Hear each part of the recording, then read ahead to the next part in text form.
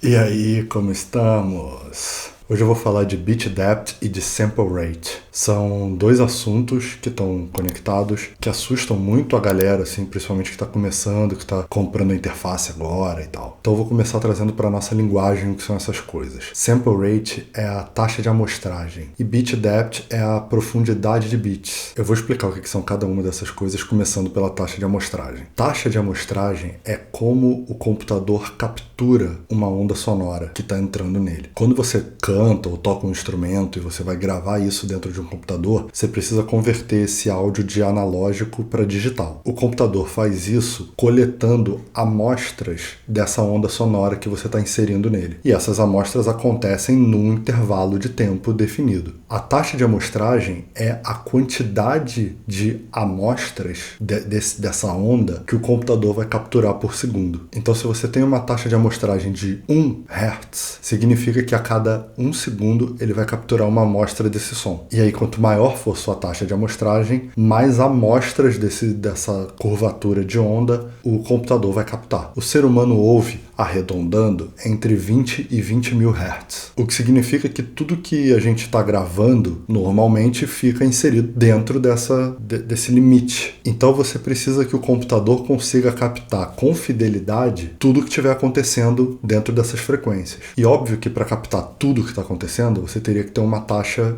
infinita de amostragem. E isso não é possível. Existem padrões nessas taxas de amostragem. Se convencionou a trabalhar, por exemplo, com 44.1 nos CDs e virou a qualidade de CD. E por que se convencionou isso? Porque a gente ouve até 20 mil Hz. Então, quando você tem o dobro disso na captura, significa que o computador vai conseguir captar pelo menos um pico e um vale.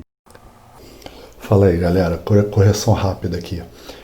Esses picos e vales vão acontecer se a gente der sorte de a primeira captura ser no pico e a segunda no vale com uma taxa de amostragem de 40 mil e uma frequência de 20. Pode não acontecer, pode pegar uma região intermediária e ele vai pegar a intermediária quando estiver subindo e intermediária quando estiver descendo, ou seja, ele vai pegar silêncio. É uma possibilidade. Mas como a taxa aqui no caso é de 44.1 e não de 40, significa que a chance de você pegar regiões diferentes ao longo do áudio é maior. Então, só para ficar essa correção aí, voltar para o vídeo. Isso é suficiente para você ter um áudio nessa frequência de 20 mil Hz muito bem definido? Não, mas esse é o nosso limite, esse é o máximo que a gente ouve. A maioria de nós nem ouve isso mais. Talvez bebês ouçam 20 mil Hz, a gente não. O cinema passou a trabalhar com 48K, porque as câmeras gravam em 24 frames por segundo. Então você tem 48 mil, é múltiplo de 24 mil, né? É o dobro. Então você consegue trabalhar esses dois em conjunto. Os DVDs trabalham, por exemplo, com 96K, que são 96 mil amostras por segundo do áudio que você está capturando. Claro que talvez a sua interface de áudio nem trabalhe com 96K. Então, assim, a galera da masterização, os profissionais mesmo, os produtores musicais, costumam trabalhar com 96K, porque aí eles garantem que eles têm uma resolução melhor na captura desses agudos, próximos dos 20 mil. Por que isso? Se a gente não ouve, né, teoricamente. Por quê? Essas frequências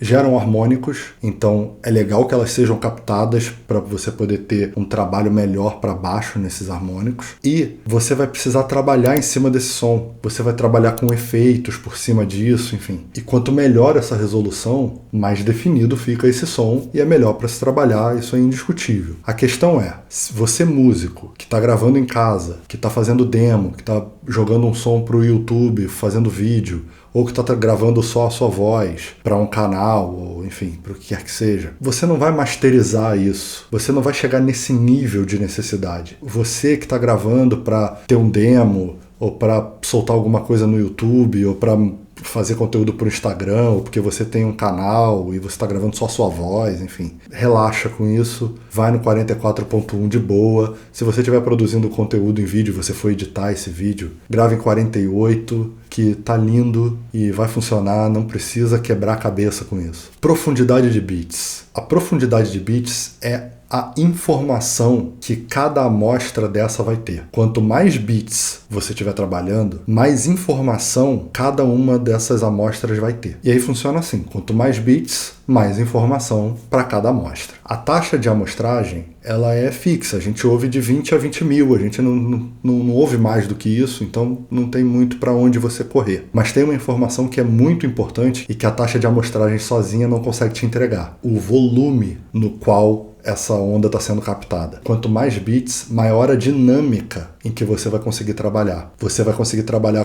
com sons mais altos e bem mais baixos. Então você vai ter um controle maior disso sem distorcer e para você poder trabalhar dentro disso depois numa mixagem, por exemplo. Hoje em dia, basicamente, você tem duas opções: 16 bits e 24 bits. Eu sempre vou recomendar você a usar a melhor taxa de bits que você puder, porque isso significa inevitavelmente mais qualidade. Sempre que você puder correr atrás de uma interface de áudio que capture o seu som em 24 bits, eu vou recomendar ela. Significa que 16 bits é uma porcaria e tem que jogar no lixo? Não. Se é o que você pode, você vai trabalhar com 16 bits. Ok, você vai ter uma limitação ali no que você está captando, na qualidade do que você está captando. Mas isso não pode te impedir de começar a trabalhar. Então, se a interface que você pode comprar só trabalha com 16 bits, é com ela que você vai trabalhar e tá tudo bem também. Você vai trabalhar com 16 bits, 44.1, lindo. Existe placa que trabalha com 32 bits? Assim, no mercado, pode ser que exista, mas assim, no mercado de forma geral, não. Tem algumas placas que indicam que você consegue fazer umas coisas internas ali em 32 bits, mas essa captura não está sendo feita em 32 bits. O que seria sensacional, assim